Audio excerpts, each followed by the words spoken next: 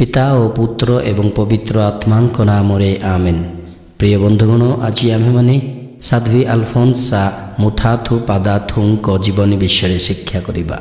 1910 मसीहा अगस्ट मास 19 तारिख में साध्वी अल्फोन्सा कुडामालुर जोसेफ एवं मेरी मुथापादाथुଙ୍କ कूଳରେ जन्म होइथिले एवं आन्हा नामरे तांकु बाप्तिजित करथिले। आन्हा निजर शैशव काल रे ही निज मातांकु हराइथिले। पिलादिने आन्हा लिसियक्सर साध्वी तेरेसांको जीवन प्रति एते आकर्षित होइथिले जे से प्रार्थना एवं पश्चाताप अभ्यास माध्यम जड़े सेवाभग्नी हेबा सह साध्वी हेबार जुग्म उद्देश्य स्थिर करथिले। किंतु तांको मातांकर अकाल मृत्यु परे तांको प्रतिपोषण करिथिबा माउसी तांको पाई विवाह देवार भावना रखिथिले। कदापि विवाह न करिबाकु स्थिर करी आन्हा निज पादको प्रचंड अग्नि रे दग्ध करी निजको विकृत करिबाकु योजना करिथिले। किंतु से हठात भूलवशतः खसी निआरे पड़गले एवं तांको गोड़ पड़गला। फलस्वरूप ज्वलनरू सुस्थते हेबा परे सर्वशेष स्वप्न को पूरण करिबा पाई माउसी ठारू आवश्यकीय सम्मति से प्राप्त कले।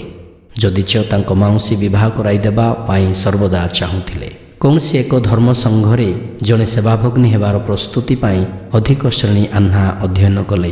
तेणु 1928 मसीह ही से अल्फोन्सा नाम नहीं भरोनंगा नामरे थिबा क्लारिस्ट कन्वेंट रे जड़े पोस्टुलांट बा आवेदन शिष्या भाव जोग देले। 1930 मसीह धर्मसंघर पोशाक बा हाबिट से ग्रहण कले। 1935 साल जड़े नोविसिएट बा शिक्षात्री भावे प्रवेश कले एवं 1936 ख्रीष्टाब्द अगस्ट मास 12 तारिख रे तांको शेष शपथ बा व्रत ग्रहण करथिले। घटनाटी हेउछि विभिन्न प्रकार असुस्थता बा रोग व्याधि, भूल बुझामणा, आध्यात्मिक परीक्षा एवं असहायता मध्य तांको जीवन एवं गठन को कठिन कर देइथिला। तेणु तांको नीतिवाक्य थिला, मु जंत्रणा भोग करे किंतु प्रेम करिबा केबे बंद करिबि नाही।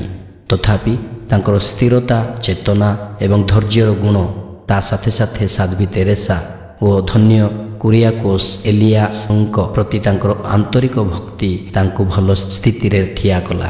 केतेक समय सेवाभग्नी अल्फोन्सा केतेक स्वतंत्र गुण पाई जनाशुना हेले, जेपरिक पूर्व ज्ञानर उपहार लोकमाने तांको परामर्श लोड़ीथिले एवं हृदयर उदारता उपरे विशेषतः जो माने तांको भूल विचार करिथिले किंबा तांको नापसंद करिथिले से समस्तଙ୍କ पाई एक आश्चर्य एवं उत्साहर उत्स थिले। 1945 साल रे अल्फोन्सा तांको जीवन रे अधिक जंत्रणा अनुभव कले। अनेक थर शरीरर मांसपेशी गुड़िक अनियंत्रित भावे आलोड़ित बा संकुचित हो जाउथिला, जेउथिरे से भोकिला अनुभव करिबा सत्वे मध्य खाइबाकू असमर्थ हेउथिले।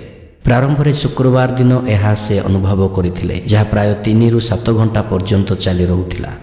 किंतु अन्य मानक पाई विचार करी से प्रभुंठ प्रार्थना करी अनुग्रह ग्रहण कले जे निर्दिष्ट समय रे ही एही रोग ताहांको आक्रमण करि पारे।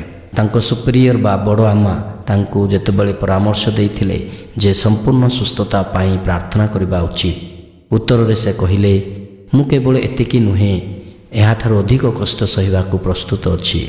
आधुनिक दुनिया जागतिक आनंद पाइबा पाई सर्वनिम्न गभीरतारे बुड़ी जाइछि। जगतर उद्देश्य जहाँ नष्ट हेबार पथरे जाजक और सेवाभग्नी माने जो माने सेमानकर आध्यात्मिक जीवन रे धीरे धीरे स्वल्प उत्साही होई आसुछंती, एथिपाई प्रभु मो जीवन रे जहाँ से चाहुछंती से ताहा करंतु। एमिति कि पददलित करंतु, वेदना वा छेदन करंतु, एक नम्रतार त्याग स्वीकार करिबी। आश्चर्यर कथा, तार जंत्रणार सपे साधारणतः केवल थकी जाउथिबार देखा जाउथिले।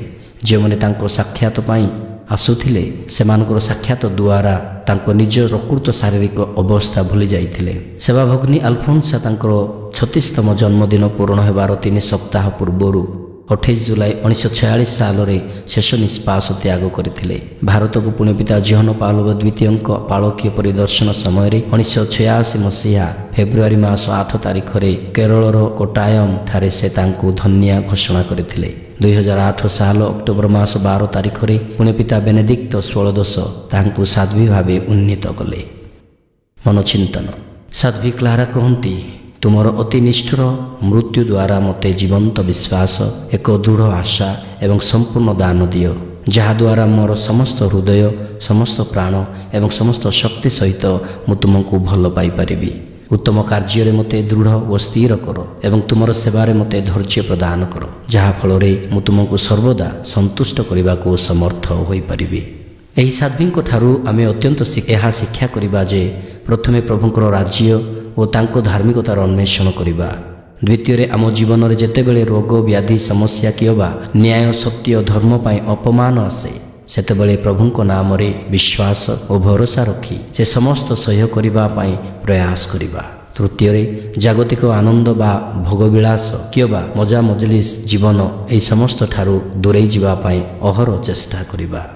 ଧନ୍ୟବାଦ।